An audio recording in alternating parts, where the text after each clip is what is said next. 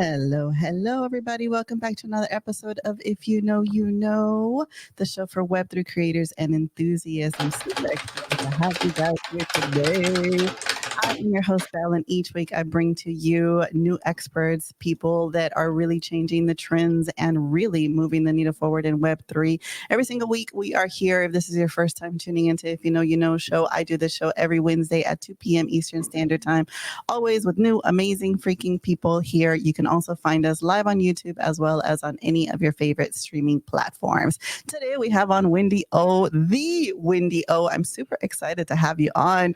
We are live on Spaces as well as on streaming, as on X and on YouTube. Wendy, how are you today? I'm doing good. Thank you for having me. I didn't remember that this was a video thing, but I'm happy to be here and to chat a little bit. And yeah. I'm excited that you're here today with us. You look beautiful as always. I know that you were streaming earlier, and so I feel like you're always camera ready anyway. I gotta be, but we don't have filters here. Just kidding. I know we don't have filters here. Yeah, FYI, everybody, we don't have filters here. You still look amazing. No, you look perfect. Thank you. All right. Let's kick it off. Wendy, you are one of the women and you are one of the creators. You are one of the people that so many people admire that go into crypto through you. When I first started researching crypto and researching the Web3 space, I spent so much time on YouTube learning. I feel that, like, as any other mainstream form of technology or anything that is new in the space, right? Anything that is new now, more and more the spotlight gets put on creators and on experts that are not coming from the traditional kind of Wall Street anymore. Who wants to hear from those people? Nobody wants to hear from those people anymore. No, everybody wants to hear from other people like you that are relatable. Well, not even from me, because, like, honestly, I say a lot of inappropriate things on the internet. I like to refer to myself as a shock jock. I say and I do what I want. I run my brand the way I want. There's a lot of other creators that I've noticed that they're joining other like entities, and essentially like their brand is owned by another company. And that's cool. That's on them, but it's not something that I would ever do. But yeah, I just like being on the internet and saying stuff, and I don't consider myself an expert. I appreciate the kind words, but I just like to create content that is educational, but also that it's down to earth and real. And I like to explain things in plain English the best way that I can, because that's how I learn, is by articulating things that I've heard, that I've read. And to me, that's important, because I feel like most people don't understand, especially in crypto. And I was just actually talking about this on my show, because Vitalik had posted something about don't vote for whoever's pro crypto. And I'm voting for whoever's pro crypto. And primarily because of that is because I don't ever want to have to go back to living in poverty. And I want to be able to take care of my daughter, and I want to be able to take care of my community. And I feel like that once the rich people start telling you what to do, that's when you got to keep fighting back. And as far as that goes, like, I don't care what people do. People can do whatever it is they want to do. But at the end of the day, it's important to be able to have social skills and to be able to articulate things and communicate with people from all different backgrounds. Because again, at the end of the day, we're all brought into this world the same, and we're all leaving the same, and nobody's better than anyone. And as my boxing coach likes to say, you ain't shit, bitch. That's a really freaking good reminder for all of us, right? Yeah. None of us are individually speaking. How'd you get started in crypto, Wendy? I know that I've heard you talk a little bit about how, like, impactful it was for your daughter, right? You and I are both moms to girls, and to me, it's such an important reason of why I do what I do. Yeah, exactly. Like, so my daughter, I heard about, actually my stepson in 2010, 2011, when he was living with me and my daughter's father. He's like, can I borrow your credit card to buy Bitcoin? I was like, hell no. Because I had heard about Bitcoin. Like, I had a friend that dated this guy, and he did some bad stuff. It was a pretty big case, but he ended up going to prison. She had no idea he was doing it. But I had heard about Bitcoin, etc. And it just, back then, there was not like how we use Twitter today and Spaces. We didn't have that back then. Like, things are completely different. A lot of people still use like the wall internet. So I was just like not interested at all to participate in Bitcoin, because even back then people were doing like actual meetups. You'd go to like a Starbucks, meet with people and buy it from each other, which could be risky. But then it's like 2016, like I had my daughter on August 5th, 2016.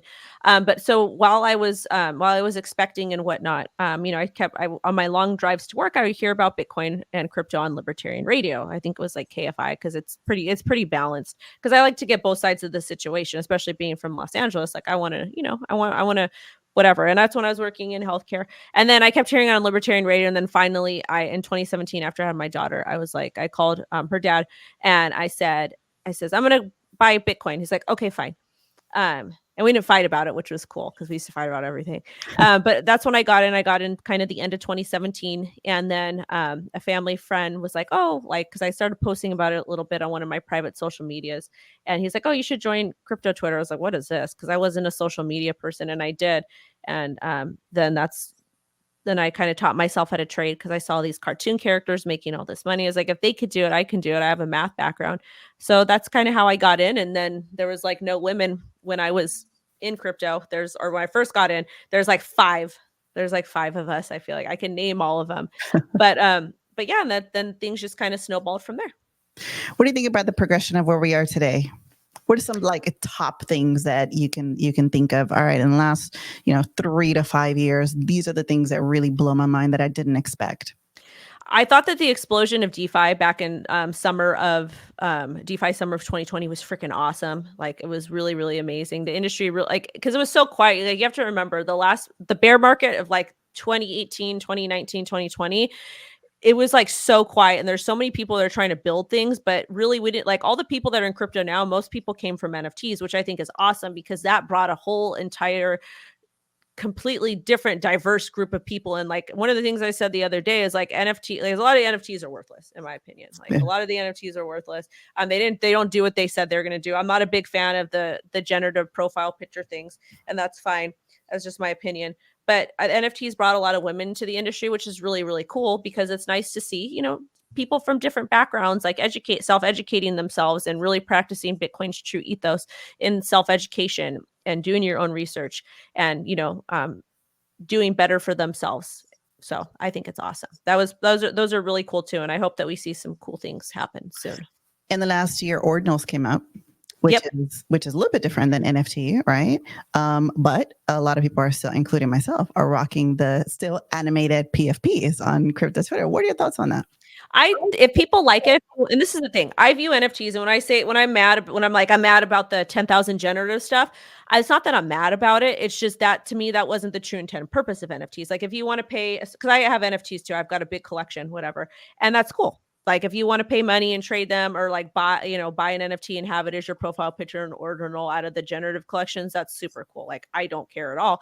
But my whole point is that NFTs were created essentially for artists to own either in-game items or maybe music or like real artwork, so they can own the royalties and essentially kind of opt out of that predatory third-party system, which we do with Bitcoin with banks. So I don't have any ill will towards them. I just don't think that was the true intended purpose of NFTs.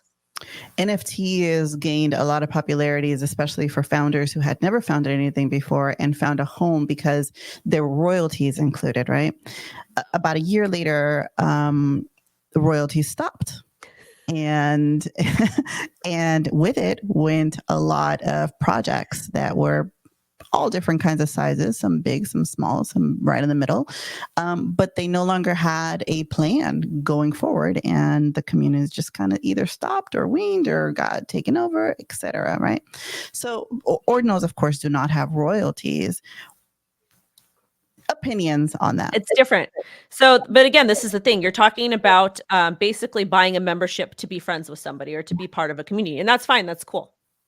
Cool. Don't care at all. But I don't like, this is the thing. I have my own opinions about things, and I won't shame people for doing things that I disagree with at all. Like, if you know, just as long as you understand the risks and it makes you happy, that's awesome. But the difference between ordinals and with NFTs is, if ordinals don't have if they don't have the royalties, but everybody's always going to want Bitcoin one day, no matter how much it is. So it's a little bit different in that aspect. But again, like, ordinals have their own place in the ecosystem, and NFTs have their own place. And with NFTs, like we have the RWAs that are, the big buzzword of this cycle. But again, I really want to see a lot of NFT company, or not companies, but a lot of, I want to see the NFT industry really kind of shift towards actually supporting artists, especially musicians. That would make me very happy. Musicians. What about musicians is it that you think is something special in your heart? My grandpa was a jazz drummer. My aunt was a guitar player, and a singer. And also a very, very talented, very, very talented artist. My daughter is she's a musician herself, and I've got a great person. That's his guitar there. But I've just saw so many friends in the music industry, because you have to remember, I'm from LA County. I'm born and raised California, and I've had so many friends that were in bands that really tried to do really cool things, and they were just treated like absolute garbage. And I watched them go through that. I watched really, really talented individuals be treated differently because they look different, even though that they had talent. And the type of predatory practices that the entertainment industry practices is just, it's wild. Yeah. I think there's a huge opportunity for musicians to make it, not just in the industry, like the blockchain technology of being able to assist in what they do, but a lot of musicians right now are coming into the space via the meme coin mania. Yeah. Well, so there's a difference. To me, there's a difference. And again, no shade to any of them, but like the whole celebrity meme coins and stuff, whatever, I think it's kind of funny. It's kind of ridiculous. Like, I just don't know at what point people fail to start practicing due diligence and start understanding risk, and then they continue to blame it at people. So, I mean, a lot of these guys, a lot of these entertainers or celebrities or musicians, they've been watching from behind the scenes, or they've been participating, on different alt accounts, but they've been in the ecosystem, they've been engaged. That just hasn't really come public. I mean, I've consulted for a couple entities last cycle and whatnot, but a lot of them really kind of don't know where to start. And I don't want to say it's lack of education, but it's just crypto is still pretty complex. So if people want to launch meme coins, cool. If they want to create their own project, cool. Again, doesn't bother me any way, shape, or form. Like, if I decide to invest in something or participate in a specific community, I understand the risks associated. I'm not going to get mad at anyone but myself, unless they lie to my face. That's a little bit different. Yeah. From a consumer standpoint, what do you think are some of the things that some people should be looking out for as far as that? When we see a musician or a celebrity launch something, what are some things that we should be looking out for? I mean, you should always be skeptical of everything. Like, just because it's a celebrity that's launching something, why wouldn't you want to practice the same due diligence that you would with a brand new layer one or with a top 100 project? Like, I'm not understanding the disconnect between self-accountability and also really practicing due diligence, like checking wallets, making sure that there's not one entity that's holding a specific amount of coins, et cetera. But again, like the type of cycle we're in, it's also about reading the room. Like, the type of cycle we're in is meme coins. The type of cycle we're in is people launching stuff and going from one place to the other. And with the creation of Pump.Fun, we have like hundreds of thousands, tens of thousands of different coins. Like, none of those are going to sustain for the most part. There might be a couple outliers, but we saw this happen. We saw the same craze happen back in like 2020 with DeFi Summer. We saw all these food tokens. They were everywhere. They would always be in my mentions, me. I forget which one it was, but they would always put like fried chicken in my hand, which is our tendies in my hand, something ridiculous.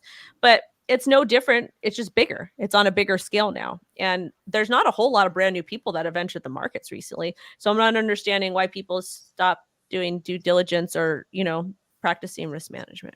Yeah. No, that's a good point. I want to switch gears and talk about the political stance of where we are right now. You've been talking a lot about your thoughts on it, and I wanted to get like an overview on where the hell do you think that we are right now? What is your gut feeling on how the politics of the United States help us, hinder us?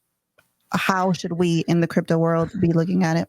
So this is the thing. We're supposed to be operating in a true decentralized economy, but we don't.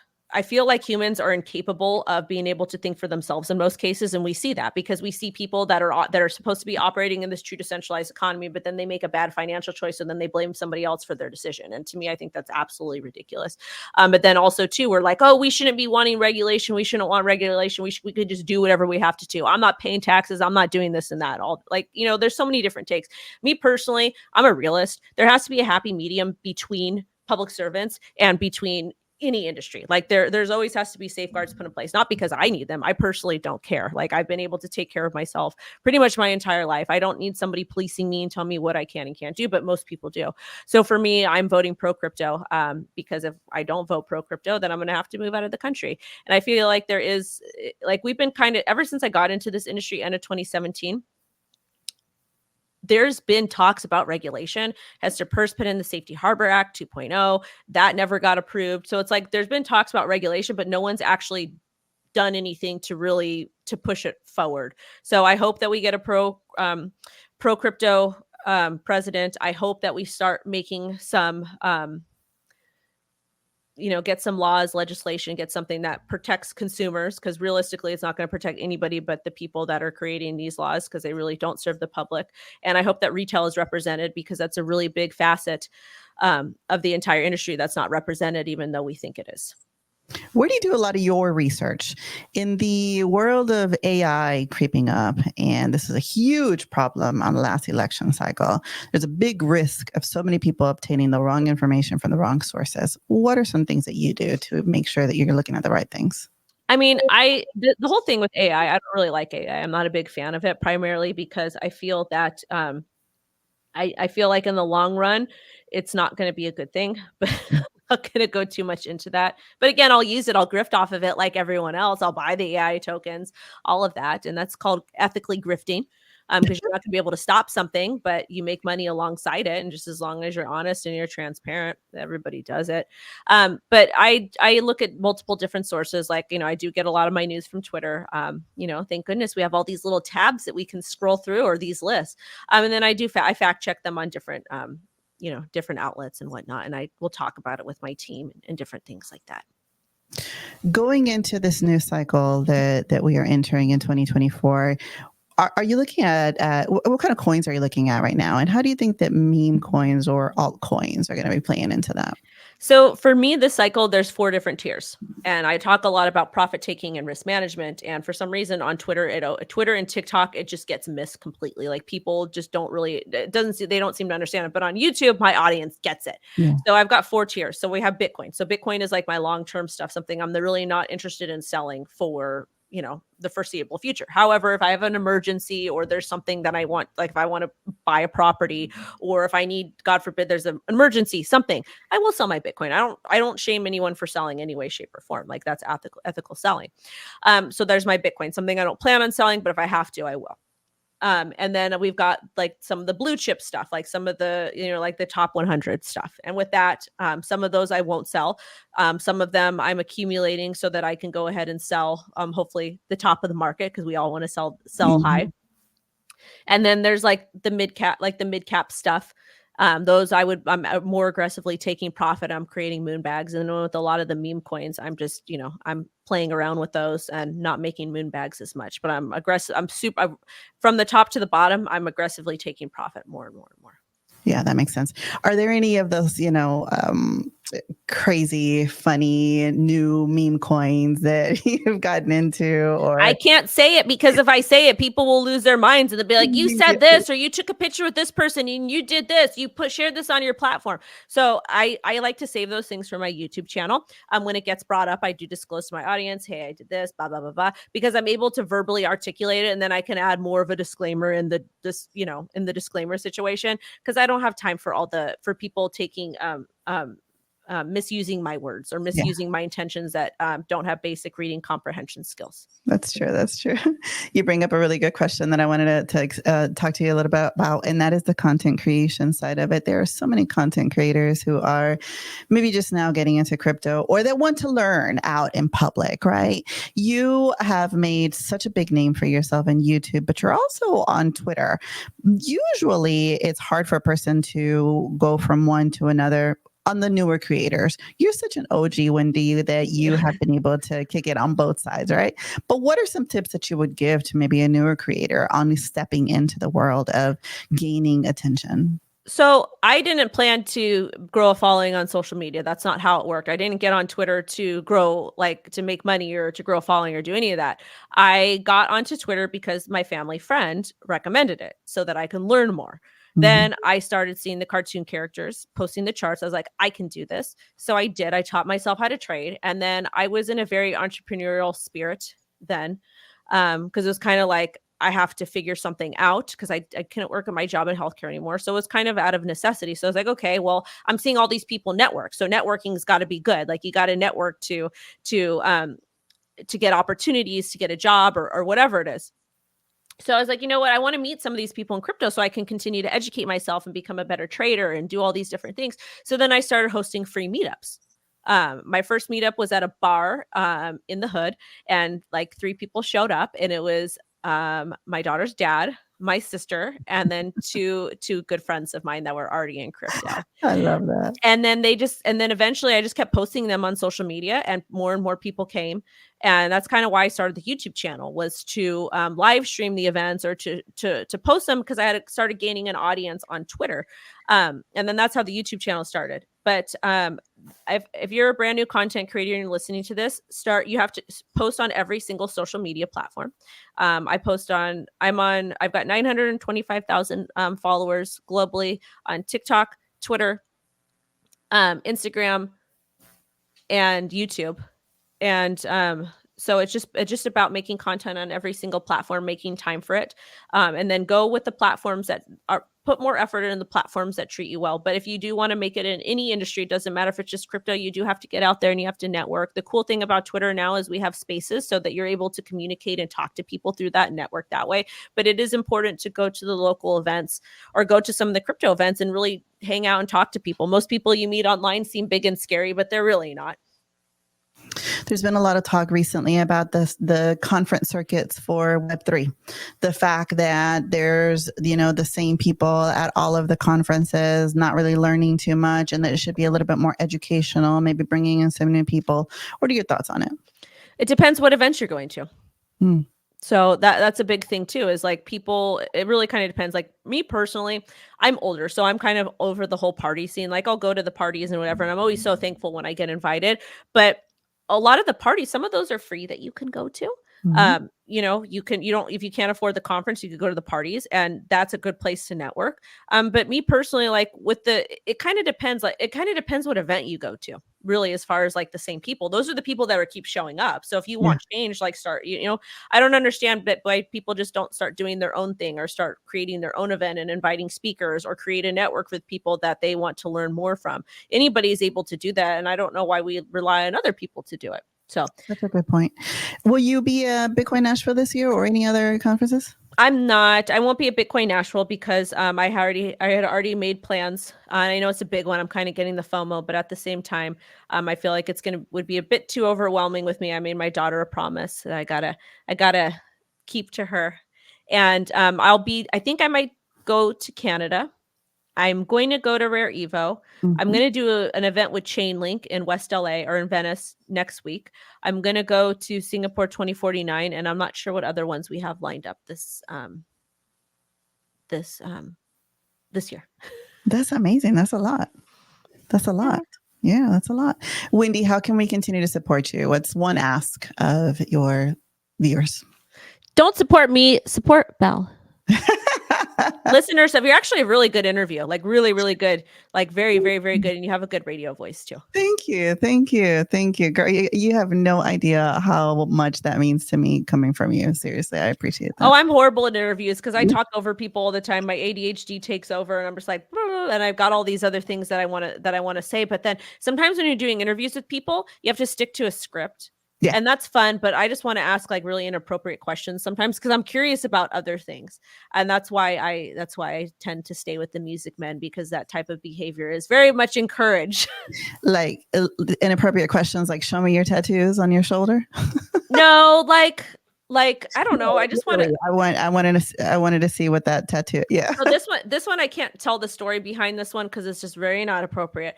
Or how I got it. It's just a long story, but yeah. And then this one too, I actually fell asleep when I got this one on New Year's Eve, or not New Year's Eve, on Christmas Eve. Wow. Mm-hmm. How many tattoos do you have? A lot. I'm going to get them removed though. Are you really? Why? I don't want them. I'm a What? different person. I've evolved. The one I'll keep though is this little fuzzy bat, and the reason why is because I actually the initial fuzzy bat. My friend Blobbert, who's apparently a pretty big tattoo artist now.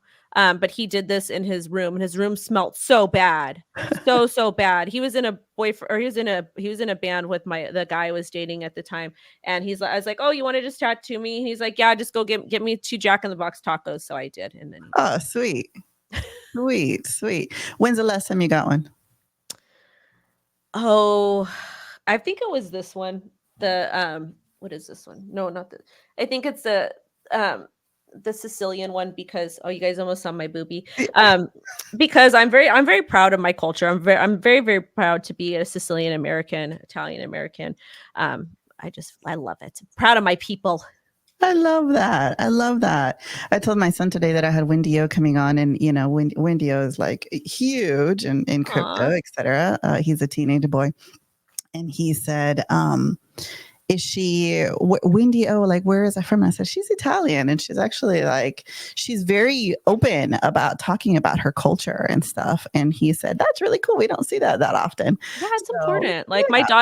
my daughter, the cool thing, like my daughter on her dad's side of the family, because he's Hispanic, he's Mexican. So the cool story is that his grandpa and his great grandpa, his great grandma, the grandpa was from Italy and the grandma was Mexican from Mexico, and they met in LA, and they both didn't speak English, but because the languages are so similar, they got married and they stayed together and stuff. They had like 10 kids or something crazy. But culture is important, and I feel like in America, instead of celebrating other people's cultures, we're like, you can't do this, you can't do that, you can't do that. But really, it's like we're all in America. We're all supposed to be like appreciating everybody else's culture because we all appropriate from it anyways.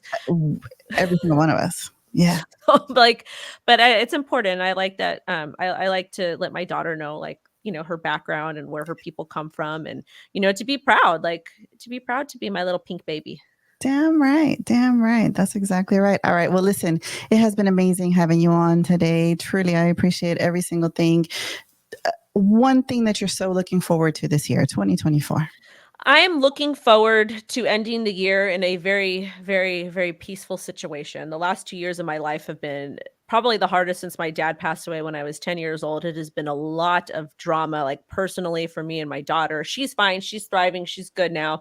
But I'm just kind of trying to, I just want to be in peace. I just want to have peace and be in a very blissful place and not have to worry about various things happening on a personal level. This has nothing to do with crypto, you dodo, so it's not your business. But just being able to heal on my terms and heal slowly and become more feminine and not really have to be in like fight or flight mode.